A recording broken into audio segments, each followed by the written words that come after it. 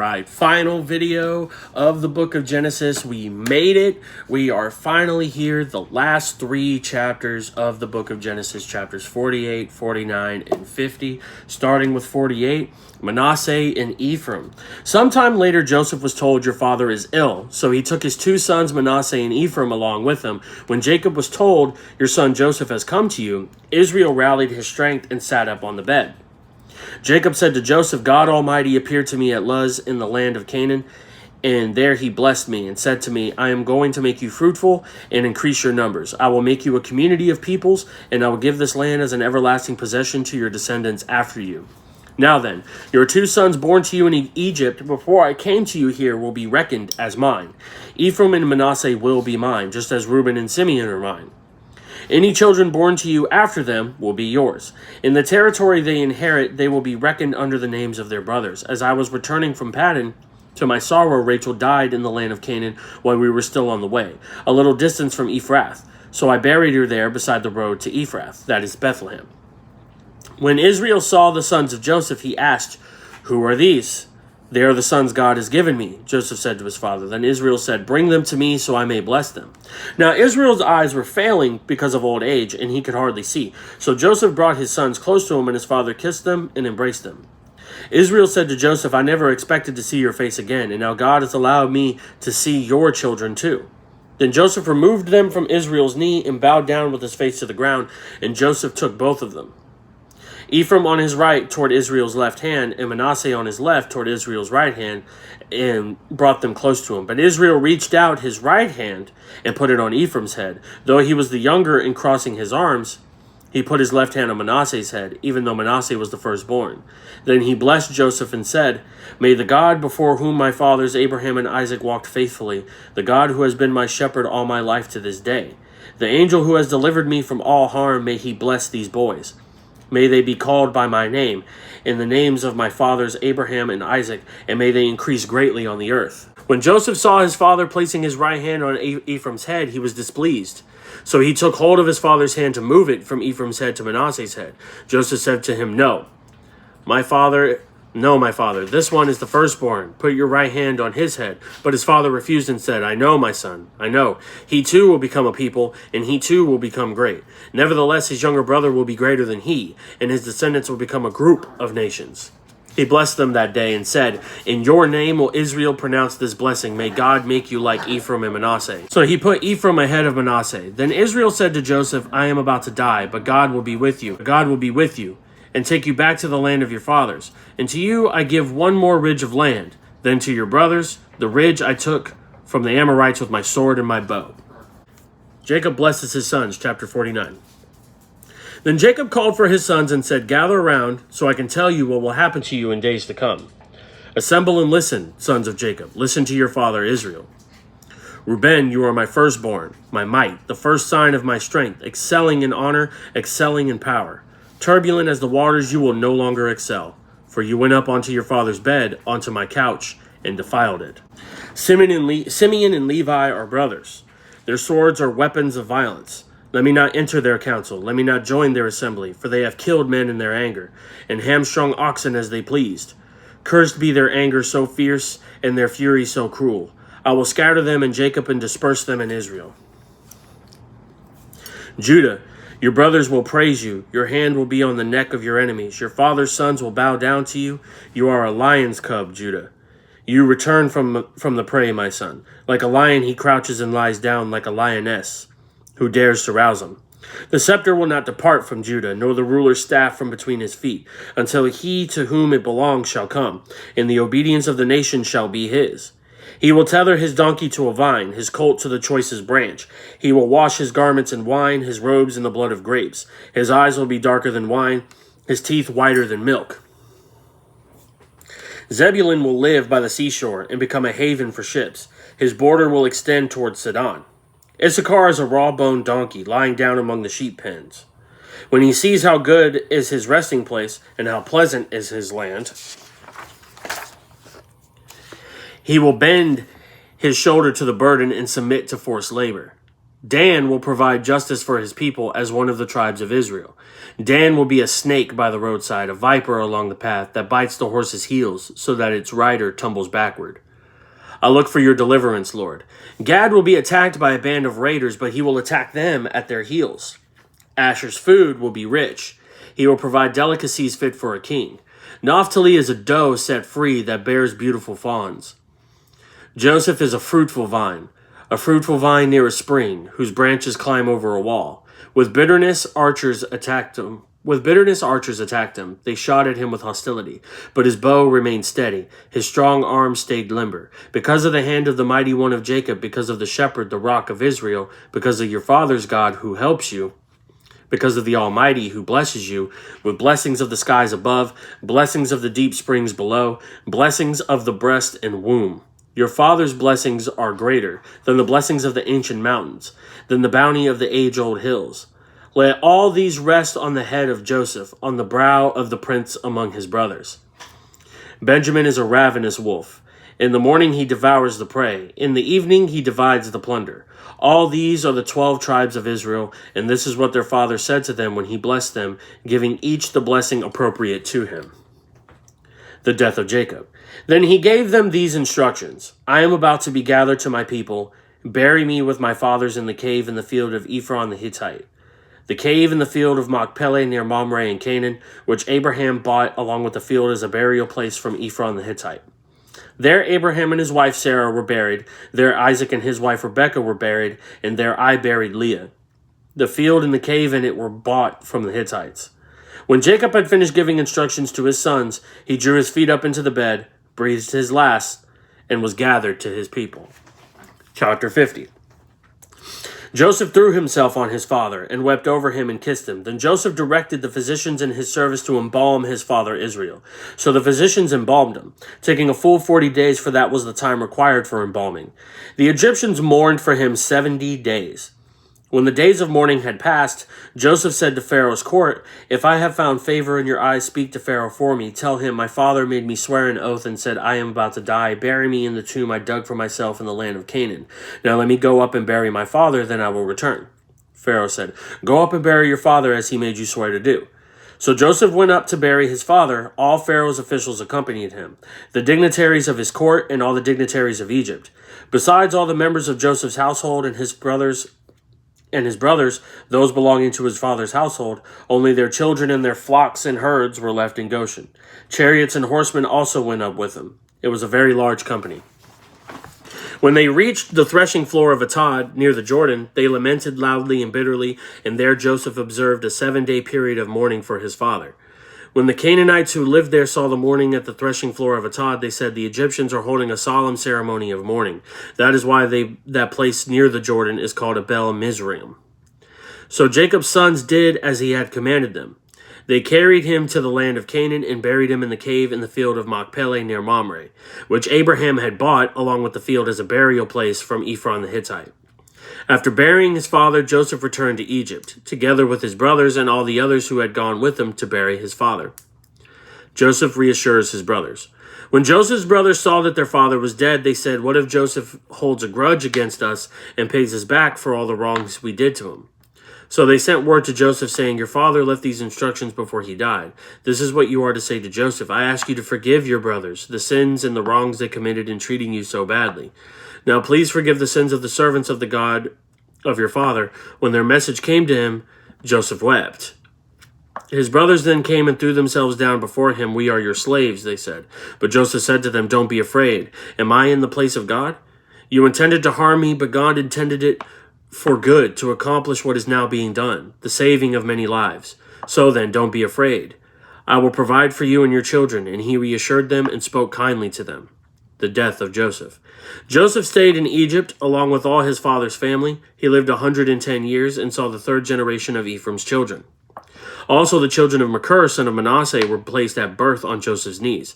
Then Joseph said to his brothers, I am about to die, but God will surely come to your aid and take you up out of this land, to the land he promised on oath to Abraham, Isaac, and Jacob. And Joseph made the Israelites swear an oath and said, God will surely come to your aid, and then you must carry my bones up from this place. So Joseph died at the age of 110, and after they embalmed him, he was placed in a coffin in Egypt. Chapter 48, verses 1 through 12.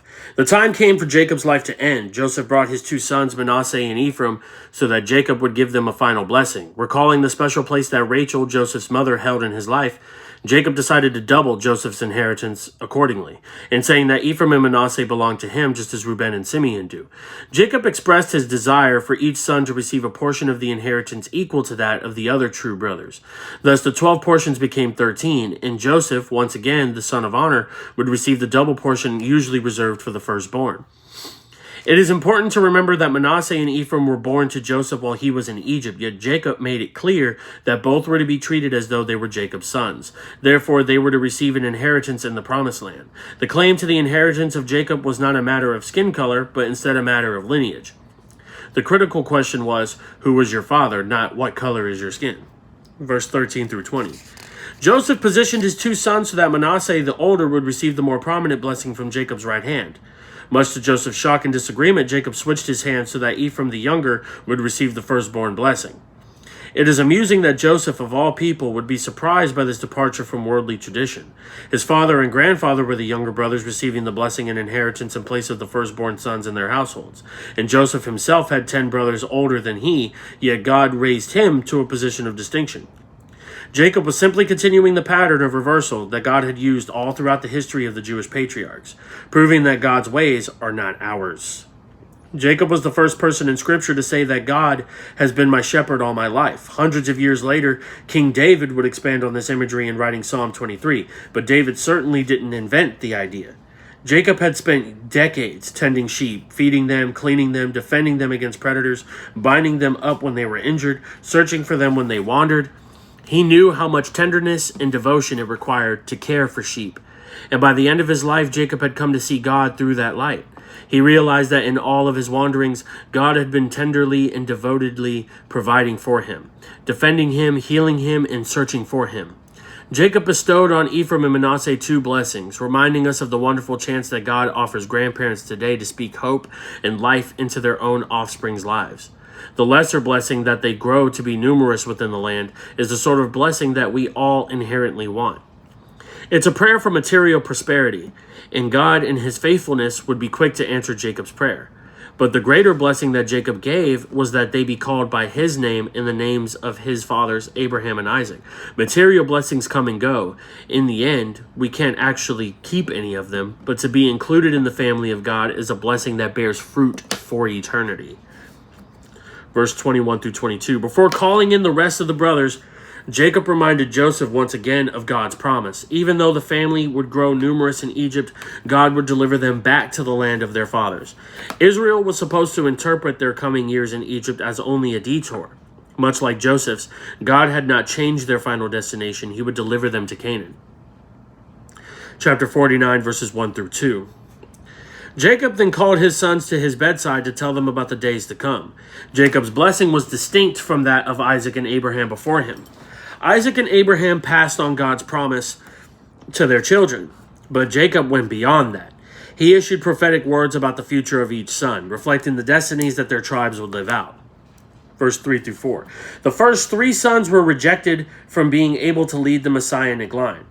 Reuben, Jacob's firstborn, would have been the most natural candidate for the job, but he disqualified himself by defiling his father's bed.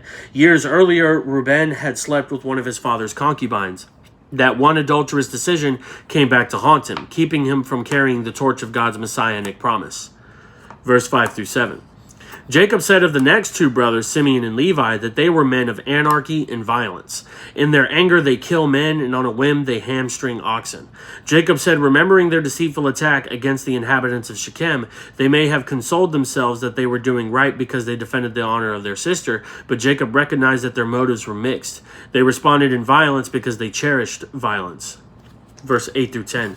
Joseph was Jacob's favorite, and I think he would have been Jacob's personal choice to continue the messianic line, but God had chosen Judah. In spite of his failings, to father the line of kings leading to Christ, as the scepter will not depart from Judah or the staff from between his feet until he whose right it is comes. He would be the new leader of his brothers, full of power and majesty like a lion. From Judah would come the kingly line of David and Solomon and all of their descendants. More importantly, Jesus would be called the Lion from the tribe of Judah, Revelation 5:5. He is the one whose right it is to carry the scepter throughout eternity, and the obedience of the peoples belongs to him. Verse 11 through 12. The wine and milk imagery that Jacob chose to express Judah's reign, and by extension Jesus' reign, was meant to communicate richness and plenty. As the biblical storyline would clarify later, these promises would be fulfilled in part in the promised land, but they would await final fulfillment in the millennial kingdom of Jesus in the age to come. Verse 13. Jacob continued going down the line, addressing his two sons by Leah, Zebulun and Issachar. Zebulun will live by the seashore and will be a harbor for ships, indicating the future trade of his sons' descendants. When the people of Israel would return to the promised land and apportion the land, the tribe of Zebulun would be given land near the ocean, and they would make their living on the sea. Verse 14 through 15. Issachar, whose tribal inheritance was not far from Zebulun's, would not fare well during the return to Canaan. Issachar leaned his shoulder to bear a load and became a forced laborer. A prophecy about the tribe's approach to the native inhabitants of the promised land. Even though Issachar had strength enough to drive the people out as God promised, they grew comfortable living alongside them, and what began as a seemingly harmless partnership between the groups eventually led to Issachar's slavery. Verse 16 through 17. Jacob, finishing the blessings for the sons of Leah, moved on to the sons from his concubines, Dan.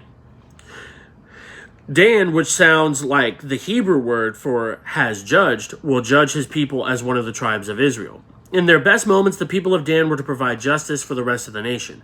In reality, however, they proved to be treacherous, like a snake by the road, a viper beside the path that bites the horse's heels so that its rider falls. During Israel's conquest of the Promised Land, Dan quickly gave up on the land to which God had called them.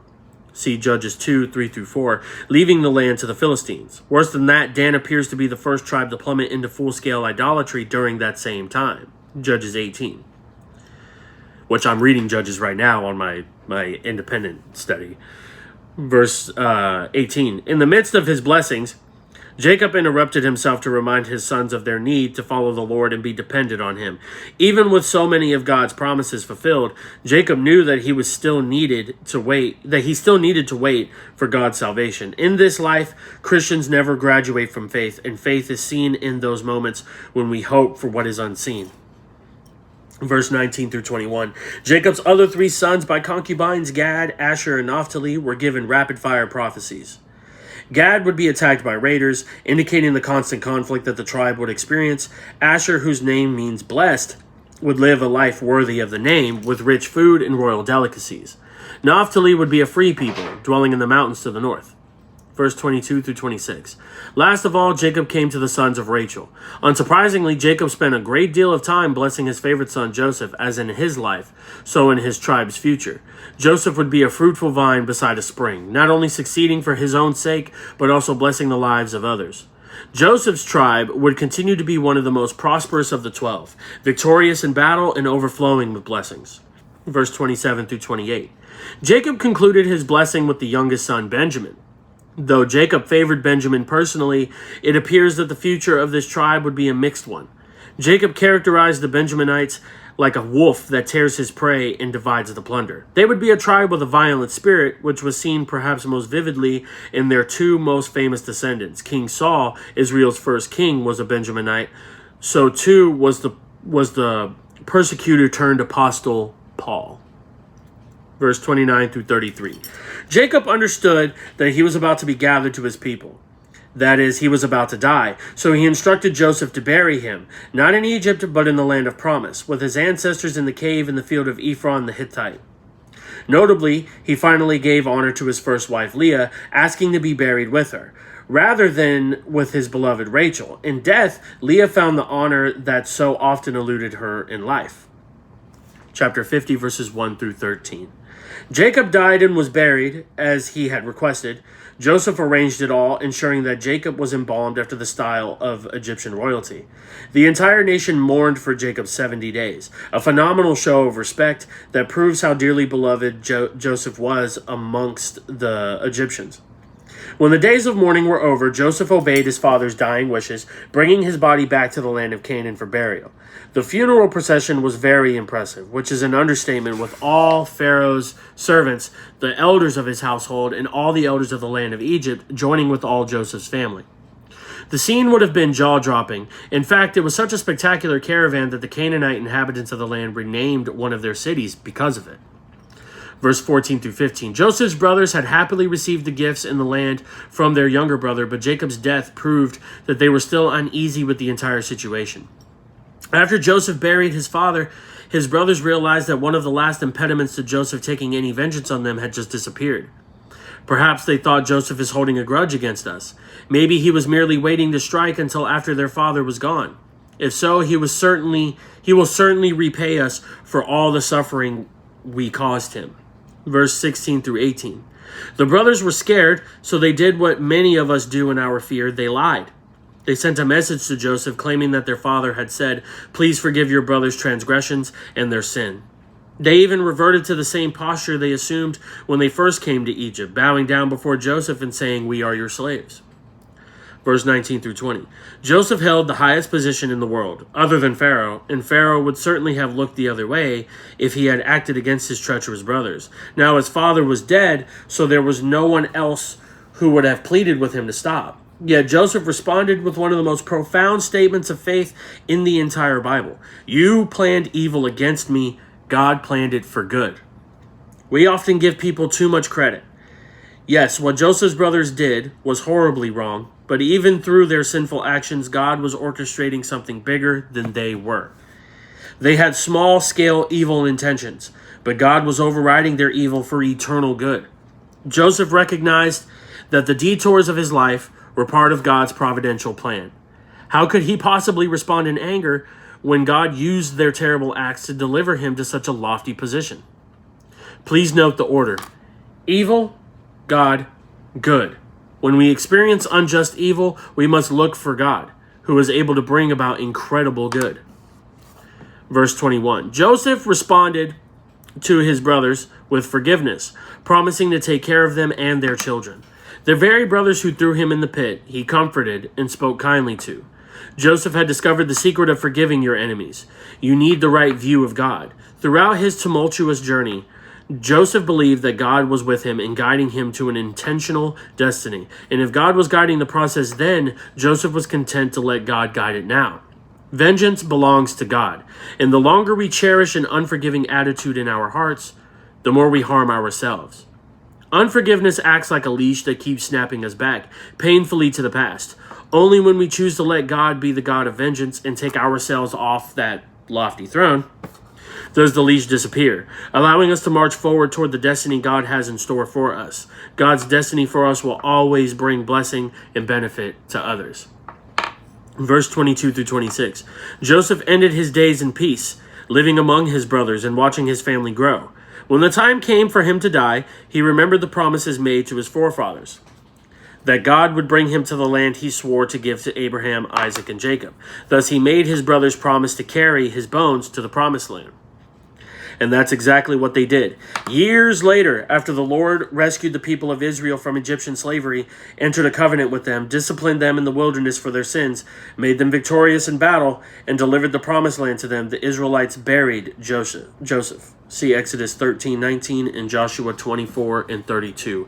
And that is the end of chapters 48, 49, and 50, and the end of the book of Genesis. I hope everybody enjoyed these videos and learned something with the story of the beginning now that it is over. So I am planning something special for Easter. So after these two videos are uploaded, there will be a small break from the video uploads. There will be a small break so I can prepare for the Easter special. So stay tuned for that. May God bless all of you in abundance. Don't forget to like and subscribe. And if you have not watched these videos yet, they will be in a playlist covering the entirety of the book of Genesis. So be sure to watch those. May God bless everyone, and I will see y'all next time.